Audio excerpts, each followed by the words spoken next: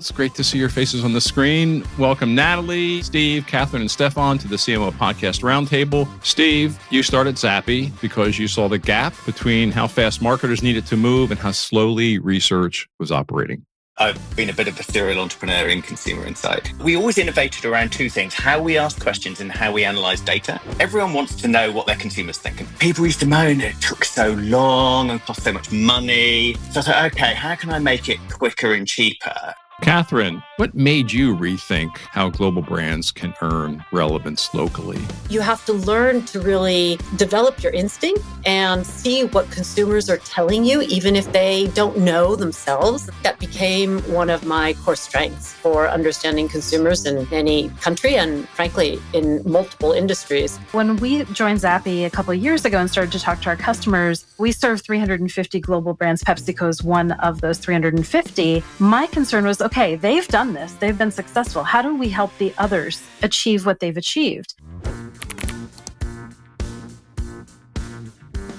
Welcome, all you beautiful people. It's great to see your faces on the screen. Welcome, Nataly, Steve, Catherine, and Stephan to the CMO podcast roundtable. First, I want to start, before we get into talking about books and customers and revolutions and all that good stuff, I want to start on a personal note and to introduce the four of you to our audience. And I'd like to direct a specific question to each one of you to tell a story from your career related to this topic of understanding people and putting that to work for you. And Nataly, I'd like you to start. And I believe I have this right. You started your career at AT&T as a Spanish interpreter. So what is one experience from that first job that helped shape the way you think about listening and understanding people? That's a great question, Jim. Thank you. So yes, I did start my career as a Spanish interpreter, mostly for immigrants in the United States, so that they could access services from a lot of major brands, retailers, medical services, healthcare, insurance, et cetera. And the thing that really stuck with me all these years is that most of our communication challenges are not just about language. It's about culture, it's about context, and it's about what someone wants to do, their motivation. So that is something that stuck with me, whether I've been in marketing, I'm CMO at Zappi, I've been a VP of marketing at HubSpot, international expansion at HubSpot for many years. And I find that the same thing holds true, whether you're trying to communicate with internal stakeholders as your audience or with consumers more broadly, or in my case, with B2B tech buyers. It all holds true. It's not just language, it's about culture and motivation and intent. Beautiful. Steve, you started Zappi because you saw the gap between how fast marketers needed to move and how slowly research was operating. What's a personal experience or frustration you had in your career that led you to start this company? So actually, Jim, Zappi was my fourth company. I've always been in consumer insight, but I've been a bit of a serial entrepreneur in consumer insight. And consumer insight, I was always interested in innovation, but we always innovated around two things: how we ask questions and how we analyze data. And I remember literally sitting in my garden with a glass of wine thinking, there must be something else to innovate around. And then I started thinking, what do clients moan about with consumer insight? And you all know this, like everyone wants to know what their consumers think and feel, right? You'd be crazy not to want to know that information. But people used to moan it took so long and cost so much money. So I thought, okay, how can I make it quicker and cheaper? And the obvious answer was automation. And so the inspiration was I wanted to take an industry that a typical project would take 4 weeks and cost $20,000. And I wanted to make that 4 hours and $2,000 and maintain the quality. So that was the inspiration. So how have you done on that? Well, you probably have to ask Stephan, really, I think, on that one. We will. We're going to talk a lot about that. We've done okay. Okay, good. Super. Excellent. Well, Stephan, let's move to you. We go back. I've known you for, it's probably almost 2 decades now. And you have been around, my friend, Unilever for 15 years. You founded a consultancy that you eventually sold. You were head of strategy at Interbrand and now PepsiCo for the past 8 years. So, wow. So what's the belief or assumption, Stephan, that from your vast experience that you upend it in this work you've done with PepsiCo, which we're going to talk about in rethinking totally consumer insights and analytics? Yeah, Jim, great question. Yeah, it's a little intimidating to hear you say all those years I spent doing different things. It's a great career path. Yeah, no. For me, if I think back at, I've had indeed spent a significant amount of time getting trained as a marketer at Unilever. 10 years of marketing consultancy, essentially, and then I stumbled into this company that realized that they needed somebody to create consumer insight. They had an opportunity to galvanize that into something that could potentially, who knows, one day become a competitive advantage for the business. And what I still am inspired about, if I think about it, and what was the main reason for joining PepsiCo, that they realized they didn't need to, or it's probably a good idea if they didn't promote the best surgeon to head of surgery, so to say, but to drive that change, who understood internal customers' perspective, the marketers. So, from this great career you've had, what's a belief or assumption from this experience that you upended in your work at PepsiCo, which we're about to talk about, in totally rethinking? It's a great story, rethinking consumer insights and analytics at PepsiCo. What's a belief or assumption that you turned on its head? Yeah, great question, Jim. I indeed, if you listen to my career so far, I spent a lot of time as a marketer at Unilever and as a marketing consultant. And what I found, and frankly still find inspiring about the role I'm in at PepsiCo, is that PepsiCo realized that for the opportunity that they had to really galvanize all that great talent and capabilities around the world in consumer insights, to really galvanize that and maybe one day turn that into a competitive advantage for the business, it was probably a good idea that they just found somebody who wasn't necessarily, let's say, the best placed person as a consumer insights professional, but somebody who was able to galvanize all that resource and connect with internal and external partners. And that's something, the combined experience of consultancy, entrepreneurship, marketing at Unilever really set me up well for that.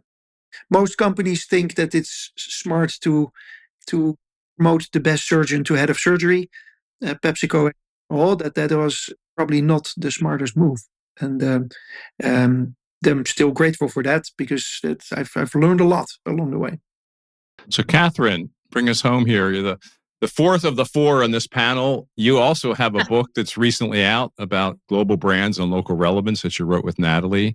So you've had also a super interesting career. You worked on a couple different continents. You worked in Japan. You've worked in France. You worked on brands like Nike, Louis Vuitton.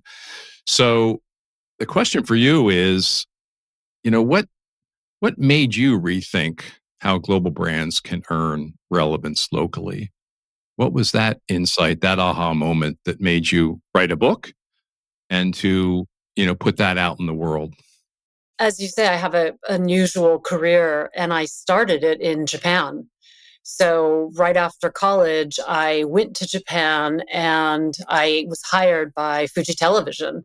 So it's actually how I learned marketing was that I was working for a Japanese TV network in Tokyo.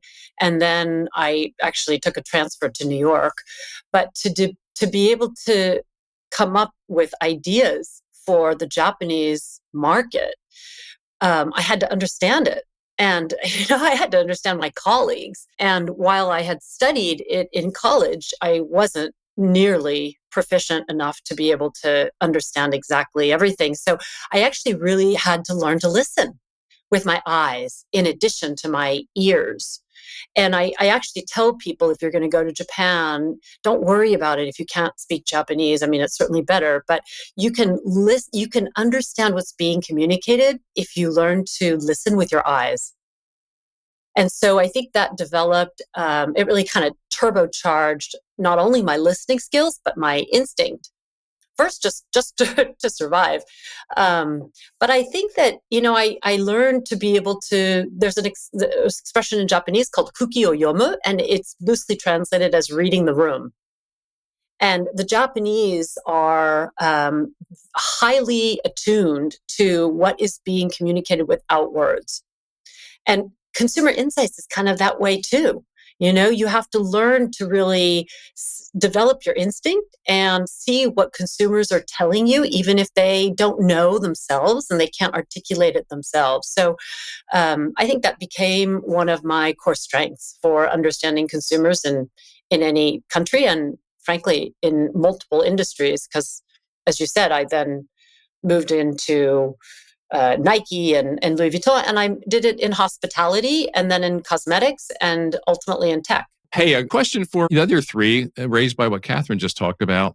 You all have worked in lots of organizations. How do you build the kind of culture Catherine talks about, where people do read the room, people do listen, they look for nonverbal signals, they are empathetic, if you will, they're willing to get out of their own head and into someone else's? Any wisdom for our audience about how you've done that? Steve, you look like you're eager to talk. Yeah, I can talk about a little bit because of the businesses I've worked in and opened. Zappi has a weird step because it's a tech company, so it has half sort of go-to-market people and half technology people. Those two profiles, if you think about their personality profiles, are very, very different. So we've had to really adjust meetings, particularly for classically introverted personality types. And if you originally our meetings would have introverts and extroverts, and the extroverts would wander through the meeting talking to each other and then make a decision. And then the introverts at the end of the meeting, who were mostly the smartest people in the room, would go, that was a stupid decision. So we ended up starting to have initially silent meetings where at least for the first 20 minutes, a bit like the Amazon meeting, it was silent structure, put in ideas into an ideas board and then vote on those ideas. And it was only towards the second half of the meeting when you would listen to all of your colleagues effectively through your eyes rather than through your ears and the loudest person in the room. And that made a huge difference. And it's a technique I would strongly recommend if you have that mix of people. Wow, I love that. I really love that concept. Nataly, you're in the organization. Are you more of an introvert or extrovert? And how do you handle those meetings that Steve just talked about? Well, I'm actually an introvert, but a lot of people think I'm an extrovert for some reason. I think I've just gotten very good at disguising it over the years. You're in marketing, Nataly. You're supposed to be an extrovert. A lot of marketers are actually introverts too. But, there's such a thing as an ambivert. I don't know. Latest test I did said I'm still an introvert. What I would say is, I started my career in AT&T in a fully remote job, but we spent a lot of time in person as well. So the job itself was remote, but we did on-site training at AT&T in the headquarters of that office in Monterey, California. How we spent our time was very intentional. We made sure that the time we spent together was going to be productive and had very clear outcomes associated with it, and that enabled us to work remotely very well together. So I think every organizational culture is different.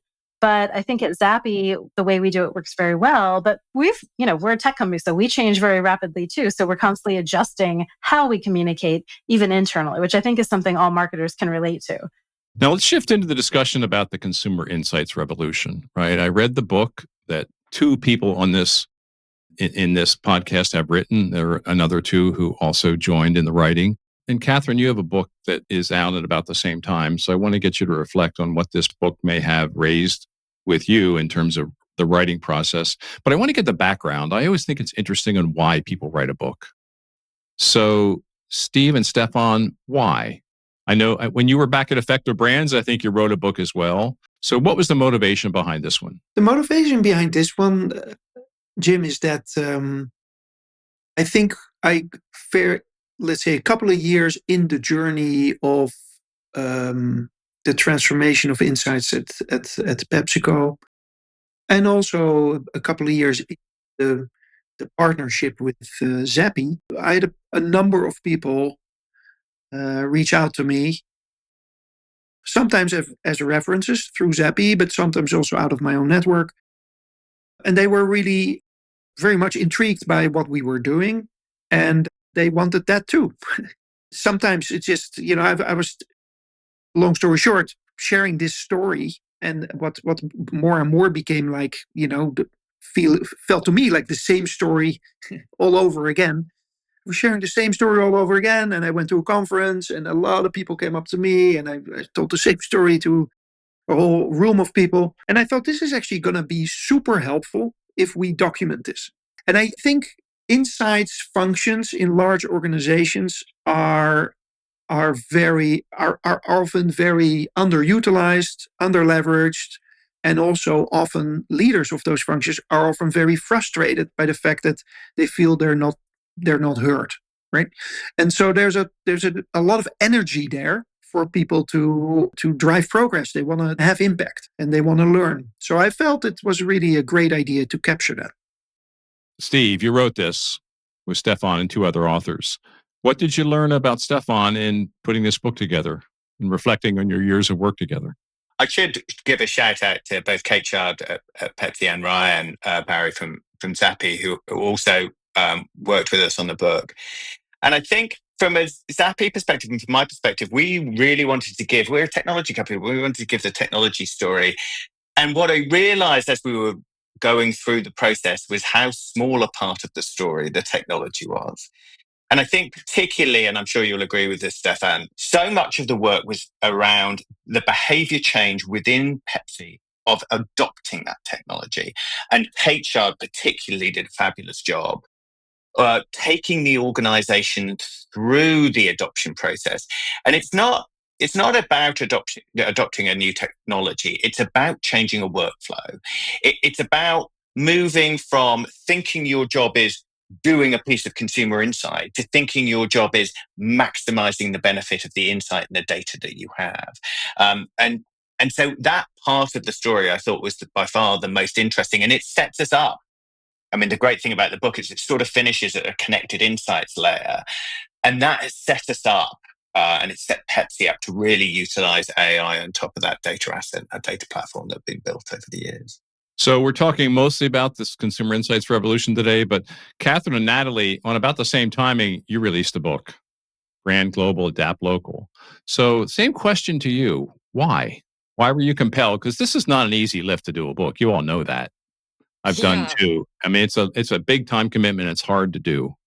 I moved from working in multinationals to teaching at Berkeley Haas Business School and consulting. And I found that my students who come from all over the world are multi-industry, just like I was. And it's one of the most interesting and challenging things about managing a global brand is that balance between what has to be globally consistent to have a global brand, but what also has to be locally relevant to appeal to consumers all over the world. And research shows that the vast majority of consumers want to buy brands that share their values. And human values are universal, but they come to life by culture, in culture. And so it's that balance that I think is so fascinating and interesting and helps people learn that there's a lot more about learning to understand the culture that actually helps you build the brand. So a quick question for the four of you. What brand does that well in your mind? Gets that about right? Stephan, you have a few in your portfolio that I think are probably pretty good at that. Yeah, I agree.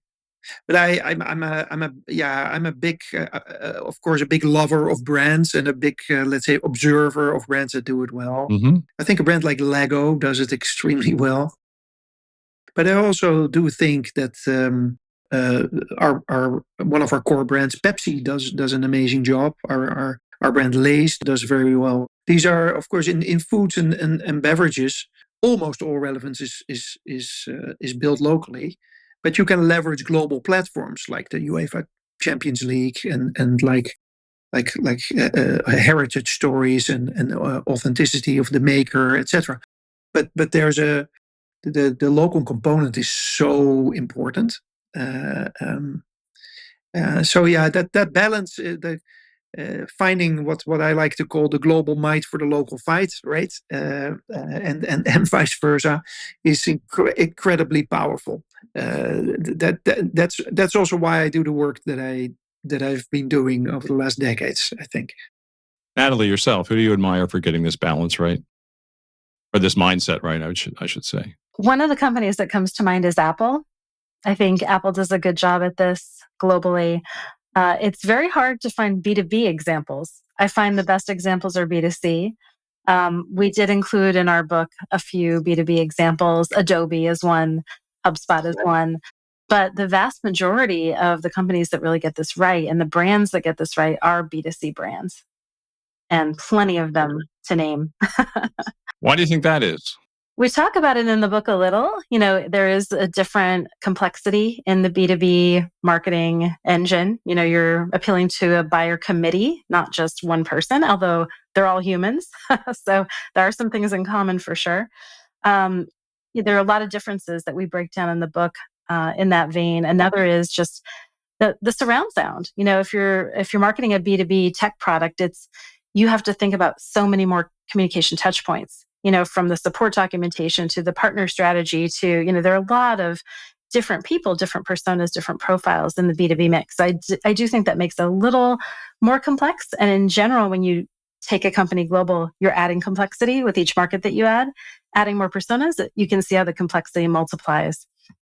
Steve, who do you admire?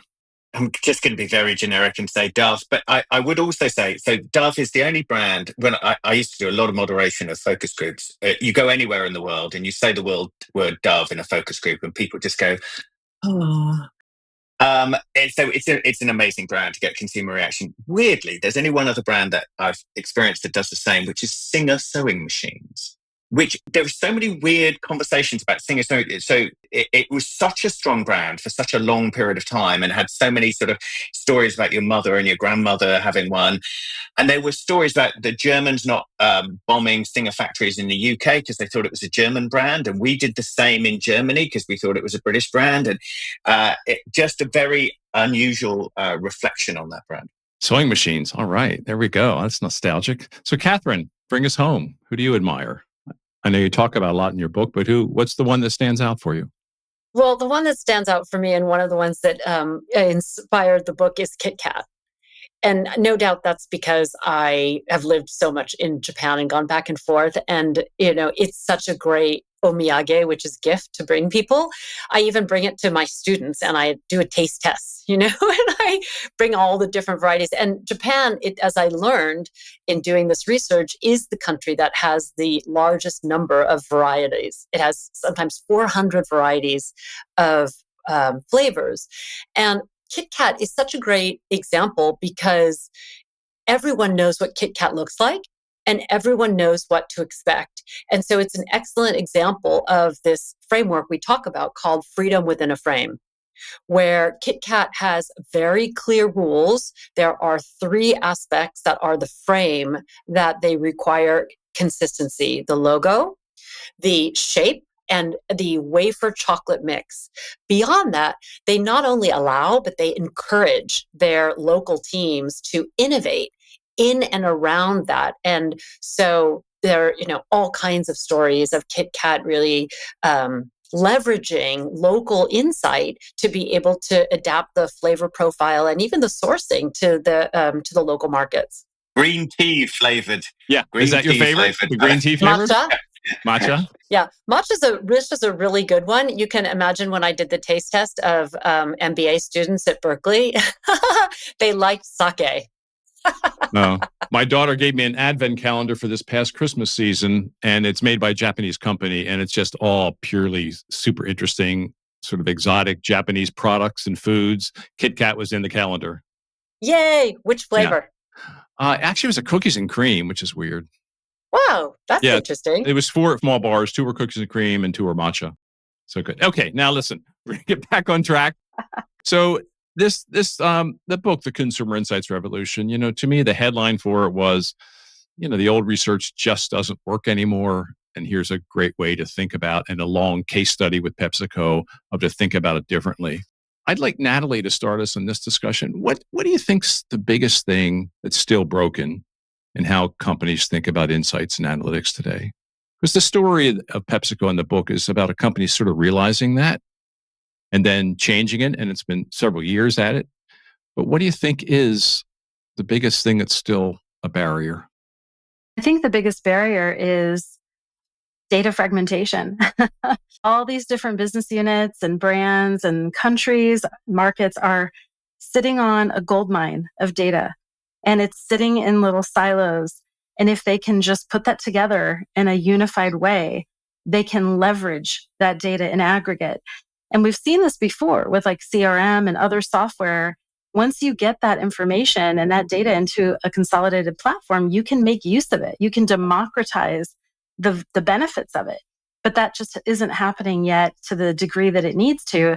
That's, I think, a big part of the beauty of the PepsiCo story. Whether it's PepsiCo or any other organization that's doing that, even if it's bridging 2 business units and sharing that data and bridging 2 countries, it has to start small. It's a big change transformation initiative, but that is particularly important in the age of AI. If we don't get that data homogenized and defragment it, unify it, we don't start that process, we won't be able to make the best use of it.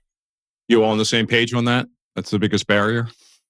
Yeah, I think what I said before about building the global might for the local fight, right, I think is super applicable here. To Nataly's point, we had every time teams were doing research, whether an innovation was a good idea or not, or whether an ad was a great idea, had a lot of potential or not. In certain markets, they got smarter locally, but nothing beyond that, right? And we've now set ourselves up by standardizing and digitalizing the processes and the data capture. We've set ourselves up to do what we call meta learning. So we can, at any point in time, in those 175 markets or even more, I think that we have businesses in around the world, we're developing and also testing or learning about the effectiveness of all these different marketing activities. And when you can really put all that data that it generates into one pile in a meaningful way, you can learn at an accelerated pace. And so we're now at a place where the whole of PepsiCo gets smarter every time we test something somewhere. And that is also back to Steve's original ambition when he sat in his backyard with his glass of wine and he thought up Zappi.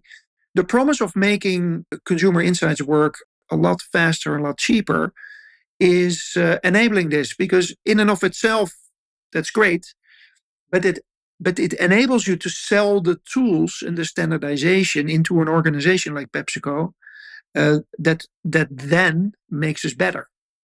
And that's the big prize, right? The efficiency is great, but the reward of effectiveness is always bigger in marketing. I think one of the things Stephen said there that's really important is he said it allows you to sell it in. And I would say one of the biggest challenges is that companies may not really prioritize it at the core product creation or marketing creation center. One of the things that I struggle with sometimes in teaching young, ambitious future leaders is that they think marketing is basically promotion. They all want to go and be tech people. And I say, well, where is tech getting its insight for the product it's trying to create? Like, oh, well, they're trying to see what people want. I'm like, that's marketing. One of the things we do in our book is we define marketing. I never had to define it until my team, when I moved to France for the first time, was like, qu'est-ce que c'est le marketing? What is marketing? And I was like, that's a really good question. There is no French translation. There is no Japanese translation. And so, I on the spot was like, well, it's the market, right? It's the consumer. So it makes sense. You're interpreting the consumer. You're understanding the consumer. So marketing, I believe, is that. And so I don't care what you call it, as long as you're really prioritizing that consumer at the core of the company. And that can be, innovating new drinks, and it can be innovating new shoes, and it can be innovating new tech services. So I think that, but you have to start with, thinking about what problems are you trying to solve in the marketplace. What is marketing could be a whole new show. Maybe we'll have round 2 of this because it frankly is different almost at every company. Now, this PepsiCo journey, that's the core of this book, The Consumer Insights Revolution. Stephan, you're already talking about it, but you're a few years into this. right? And so I'd like you, for our audience who most have likely not read the book, it's a tough question for you, but what did you do at a high level on this multi-year journey? And then I'd sort of welcome Steve and maybe Nataly to comment on it. Take us through at a high level what happened in the company that I think has generated some amazing results, which I'm sure you'll share as much as you can. Thanks for the question, Jim. There's always a risk of this sounding like kind of I did this, right? Clearly, this was a huge team effort with a lot of support also from key business leaders who saw the opportunity and the potential of this function to really add value to the PepsiCo business. I've mentioned this before. We've got this great group of talent. We've got this great isolated capabilities all over the world. Let's get together and define let's say, 5 things that keep us up at night. The 5 things that we would all wish we were better at. And then you come with a pretty predictable list of 5 key capabilities where everybody felt like, look, if you can organize our work in such a way that 1 and 1 becomes 3, I'll happily be one of the ones, right? I'll happily join in. Because PepsiCo, like most companies of this scale, is quite the federation, right? It's not like head office says we're doing it this way and that's it. So you have to drive you create your team and drive your alliance. Yeah, we started building these capabilities, realizing that this was not something we could do ourselves. I think this is an area where I've learned arguably the most over the last couple of years.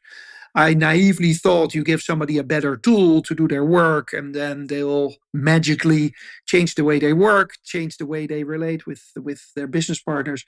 And that is obviously now, that's not the case. So we needed to complement all of that with very intensive training, which we call the PepsiCo way of doing insights, to really teach people to become business partners that they were now able to be, instead of the order takers they used to be, because they were so busy doing work and it took so much time and so much money to get the work done, that now the work itself, the actual running of the insights work took less of their resource. They had more time and they have more time to do the work before the work and the work after the work, right? To really make sure that the briefing is clear and that it's actually a meaningful thing to do research on. And that once the research is done, that the insights are shared and acted upon and leveraged.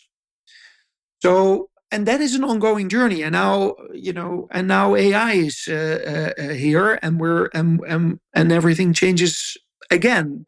However, we now have the data foundation that we can train the AI on, which is invaluable. Did you have a big goal going into this? Was there like a big KPI you wanted to move, or? I think there were a couple of KPIs, Jim. There were, like, let's say, creative effectiveness or KPIs, right? Which we improved with roughly 30%. So great. It's not that I got the goal, like go out and improve this with this much percent, but it was obvious that there was a lot of room for progress. So I got a lot of freedom and was able to drive a lot of progress. We also invented our own KPIs. We started surveying internally all, like, hundreds and hundreds of people that are internal customers from the insights of the insights function in PepsiCo. Marketers, R&D people, commercial people, sales directors. And we ask them every year, like, what do you think of this? Is this meaningful? Are you getting value out of this? And describe your insights partner. What is he or she bringing to the game? And we saw a lot of progress in that as well. And arguably that matters as much to me as the earlier mentioned KPIs. Nataly and Steve, you've been embedded with PepsiCo in this journey. You obviously work with other clients too.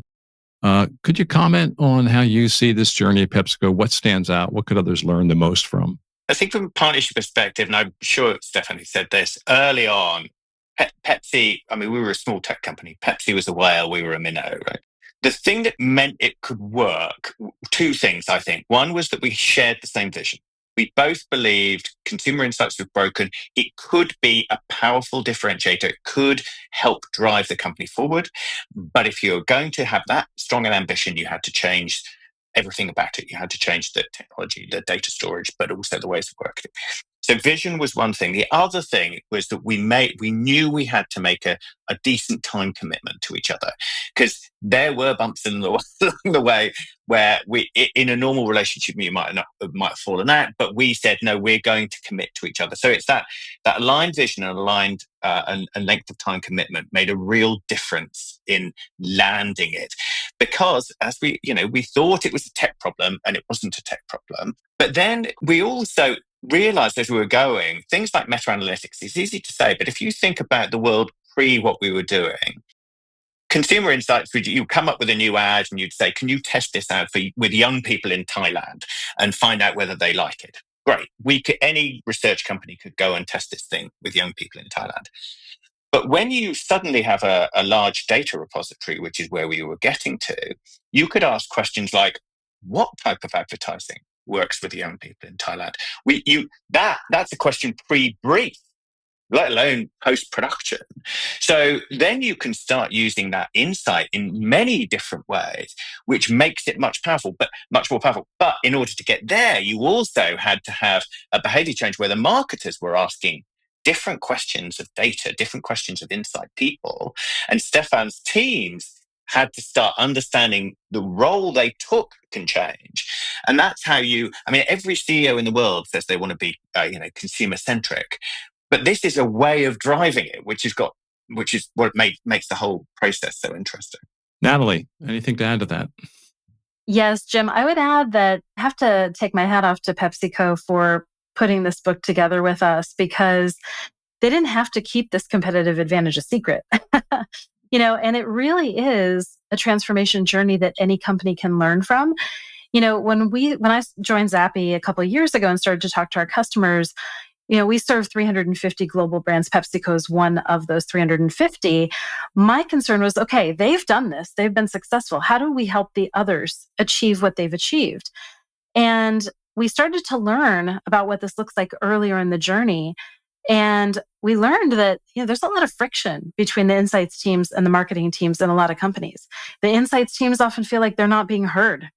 And the marketing teams often feel like, hey, they just want to I want to go, I want to run, and they're slowing me down. So we started to hear about that friction, and we created a framework, and we actually created a maturity model to enable them to situate themselves. Where are you in terms of insights? Are you completely disconnected? Are you fragmented? Or are you already connected? Are you on that journey? Where are you on the journey? And what we realized is that we surveyed, the market at large to learn the majority of companies still are in a state of disconnected insights. Now, interestingly, we just reran the survey this year in 2025, and it's shifting. More and more companies are starting to centralize. And we also asked a question that I think is related to what Steve and Stephan have shared. It's not just about the data, it's about the people and the relationships between the people at these companies. And what we found was the satisfaction between the marketers and the insights teams, the satisfaction with the relationship was much higher for those organizations that said they had connected insights. It was 75% satisfied if they said that they were connected. It was 51% if they were at level 2, which was fragmented, and 48% if they were disconnected. So to me, the value here is not only, okay, you can leverage AI more, get your data centralized. It's you drive more harmonious relationships and less friction internally, which means you can get more done. You can achieve greater success. You can grow your company faster. That's the ultimate business goal that this helps feed into. Catherine, there must be some things bouncing around in your head from this dialogue, because you work with a lot of companies that are probably on the spectrum of being very integrated and very disintegrated. So what's your reaction to this discussion we've had? I love the notion of leveraging the data and having the marketers be able to be able to leverage the content. So I got a couple examples because it's always more telling when you see it in application. At Nike, I was head of women's footwear back in the day when it was footwear and apparel, much smaller than it is today. But still, I looked over 12 different sport and fitness categories. And we were, it's kind of embarrassed to say this, but it was the day when women's shoes were made and the expression was, and not kidding, shrink it and pink it. Ooh, ooh.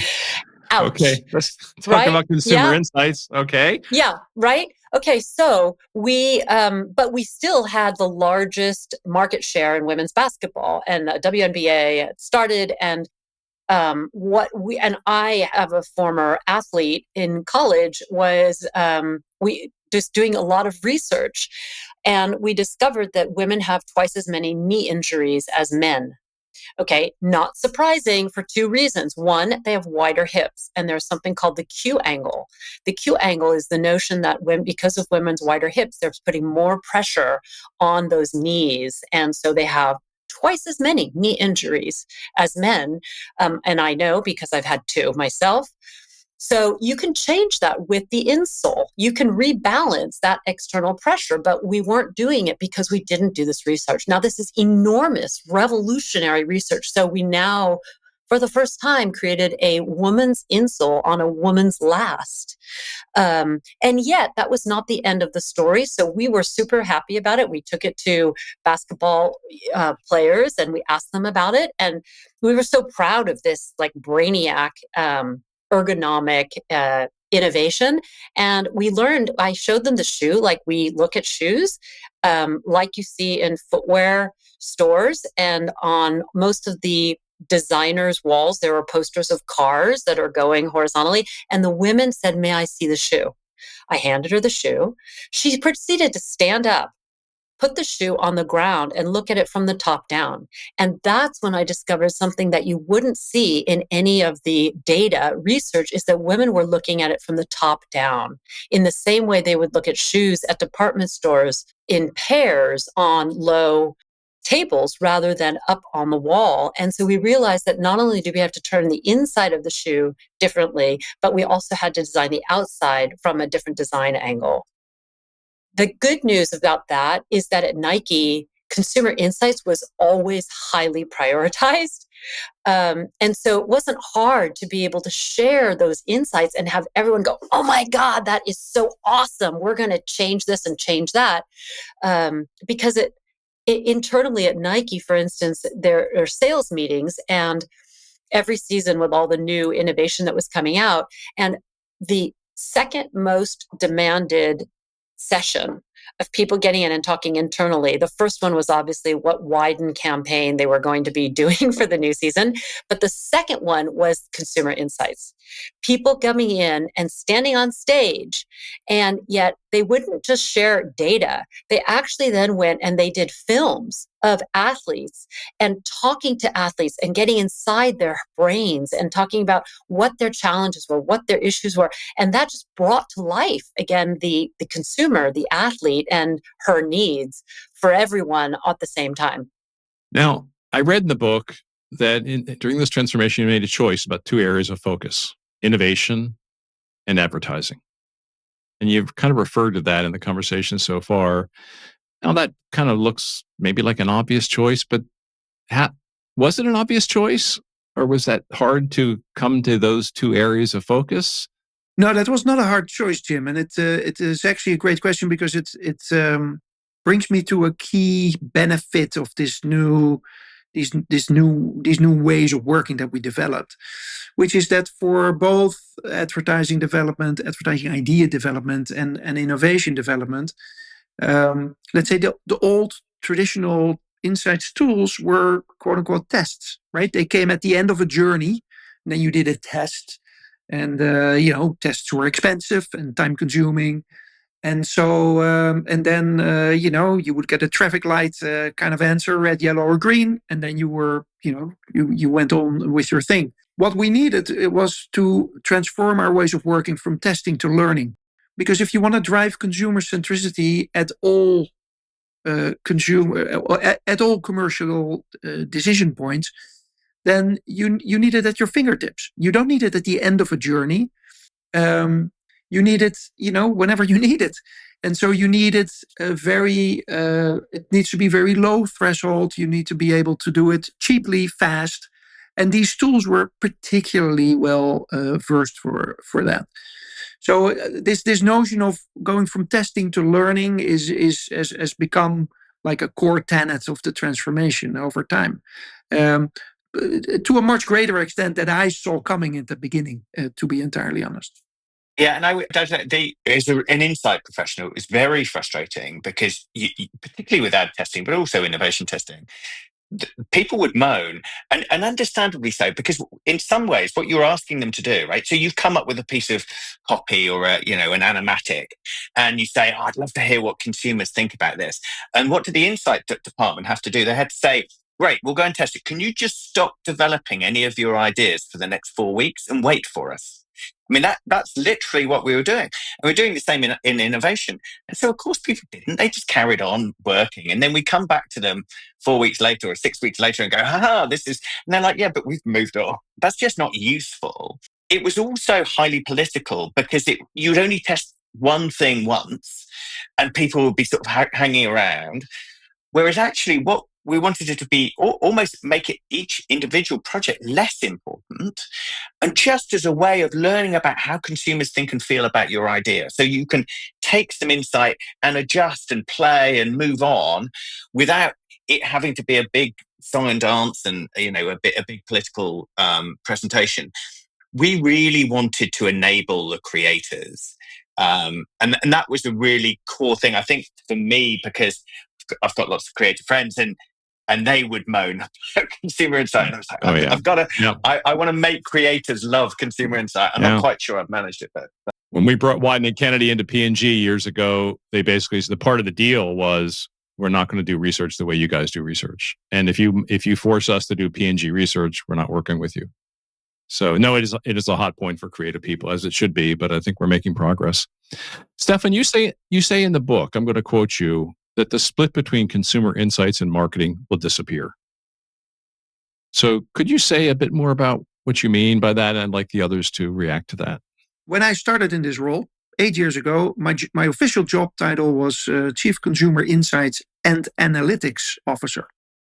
And analytics at the time was something that a few men and women did on a certain floor, this third floor in that building somewhere in the corner. And of course, as we all know, analytics has become this part of everyday life of everybody's job, and we all take that as very self-apparent. But it wasn't even as recent as 8 years ago. I think consumer centricity or customer centricity is quickly becoming table stakes, right? I think, especially in the agentic era that we're about to enter, right? We're still catching our breath from transitioning into the digital era of marketing. The agentic era is firmly knocking on the door, if not already has a foot in the door for a lot of businesses. I think a lot of work that we now consider to be core to the marketing and or insights functions are going to be done by agents. And I think the areas where humans really continue to add phenomenal value is very much in areas that we're talking about today, is in really understanding, for lack of a better way of saying it, in reading the tea leaves. And I think, of course, you can make the case that there's an AI machine out there that can read tea leaves better than I can. Maybe there is one day. I haven't seen it yet. But I think back to the point of where do humans add the most value in this whole process of bringing an idea to market, whether it's a product or a communication or advertising idea. I think that is going to be a lot about what we today call consumer insights work, and there's aspects, of course, of marketing work where that where that will be the case as well. But I see that converging more and more. Okay, I'm eager to jump in here because Yeah. I think consumer insights is a part of marketing. I've always thought of it that way. And in fact, I get irritable if I'm in a company where I understand it's a part of marketing. Marketing is vast, as we talked about earlier, but it has to be a part of that. And I think and I do think that AI can help you, but there's a part of it embedded in this that, is true for all of us in this very conversation. For many of us, it's probably so assumed that it's hidden, but it's one of the reasons Nataly and I wrote this book is about culture. Consumers live in culture. And when a local team is understanding their culture, sometimes you have to, their consumers, sometimes you have to explain that out to various levels to different people in the organization at different levels there. And so the cultural part of it, it's part of it that can be embedded and needs to be explicitly stated to be able to leverage the opportunities and overcome the challenges of those differences. Now, I believe many in our audience have made a New Year's resolution this year to be more consumer-centric. Okay, who doesn't make that resolution? So with this great panel, with all your very interesting backgrounds and perspectives, what's one thing you would recommend to a CMO, senior marketer, senior insights person listening today? What should they get going with? What's your advice to move it forward on being a more consumer, customer-centric culture or organization? For those CMOs who don't have the insights team as part of marketing, I would strongly recommend make new friends. Good, Nataly. We talked a little bit at the start about how some of the smartest people in the room might be the most quiet and they might be the most introverted. Draw them out, get their insights, get their input. I think it's a relationship challenge internally at a lot of organizations. Consumer insights is the name. If you want to get closer to the consumers, go to the consumer insights team and build that relationship, make new friends, and you'll get closer to the consumer. And even if they are inside the marketing team, go further with it, right? So I love your advice. It's very pragmatic. It's easy to do. It doesn't cost a thing. It will make you better. Right. So Steve, how about yourself? Yeah, I have to just start with the data. I think large organizations, a lot of the marketing teams are sitting on a lot of data. That data used to be a bit powerful, and now in the age of AI, it is your competitive advantage. So it's become enormously powerful. You have to get that data connected. And once you get that connected data, then the leverage you can take from it is just enormous. You can start building better products, building better advertising campaigns, making more successful brands, simply making more money. So think about the data foundations fundamentally. First step that you've learned in getting it connected? What's the first thing people need to do? The first step is identifying all of your data and where it sits. I mean, you can't connect it until you've done a data audit effectively. So you start with a data audit and then you can build from there. Catherine, your advice? I think we need to walk the market. I think we need to get out of our offices, get out of behind cameras and watch consumers and look again for all of the little nuggets that are less explicit. Challenge yourself to go out there and discover something new that you'd never seen before. Try to look at it differently, question your assumptions, and then share that with other people and see if you're both seeing the same thing. Because chances are two people in the same team working on the same objectives are seeing different things, and there's enormous opportunity there. It brings up a memory for me going way back when I was part of the new management team at P&G. When Lafley came in as CEO, we instituted a ritual where every time the senior management met, we would do a half a day of immersion into some group of people we didn't understand. Oh, I love that. And then we would come back and share what we learned, and we'd split up. And then we would whiteboard it before we started looking at the numbers and talking about the quarter and all that stuff. Very powerful message to each other and to the organization at large. Yeah, I think it's really great when senior executives do that, because they're showing that they are constantly learning too. Yep. And that we all are seeing different things and respecting that difference. And in that respect of difference, we multiply the opportunities. Yep. All right, Stephan, bring us home. It's been about an hour. Great discussion. People are making New Year's resolutions. Help them out here.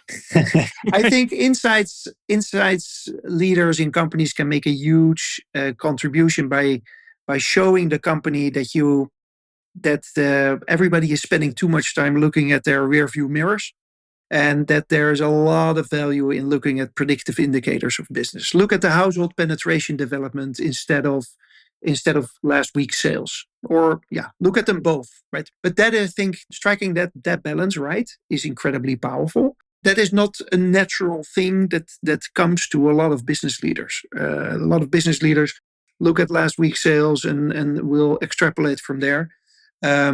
Insights people have access to a lot of predictive indicators, and that let's leverage those more and more. All right, final question. I don't know if you're resolution people, but it's just something about this coming year that you want to do differently, challenge, push, innovate. Yeah, I'm an AI obsessive, particularly on the power of our data. So synthetic data will enable us to be able to answer any question any marketing person or any business person has in the organization, because we can massively multiply the amount of insight we have. And then pushing that through agents means that our insight can be available anywhere, anytime, to anyone who needs it. Good resolution, Steve. We'll have a show next year to see how you did on that. It's very, it's important and super interesting. Love it. Nataly. My resolution for marketing in general is to bring the fun. I feel like there has just been so much that people have gone through in society and in our work life and with changes ever since the pandemic, that we need to find the fun again and bring that to customers, bring that to consumers, give them some energy, give them some positivity. Love it. Stephan, resolution next year. Yeah, I think there's a huge opportunity for optimism, a huge need for optimism in today's world. And I think our brands and our work can really drive a lot of drive that and offer that as options for people. And I love that. Catherine, last one. I think, I think we need a lot more empathy in the workplace. And I think this kind of came out of the pandemic, and where there was a lot of it. And then we got all back into working faster, smarter. We're using more and more tools. And I think that in order to keep our brains exercised, one of the things that only humans can do is connect with each other. And reading nonverbal communication, AI will not do that. It cannot do that. Culture is its Achilles heel. And so we need to, the more we learn to embrace technology, the more we also have to embrace our humanity. That's a good place to end this conversation. Thank you to all four of you. It went to great places. I hope you enjoyed it. I think it's very entertaining, it's fun, and it's very useful. So I appreciate it, you taking time to share this with people coming into the new year. I think it's very inspiring and very pragmatic. Thank you. Thank you, Jim. Thanks, everyone.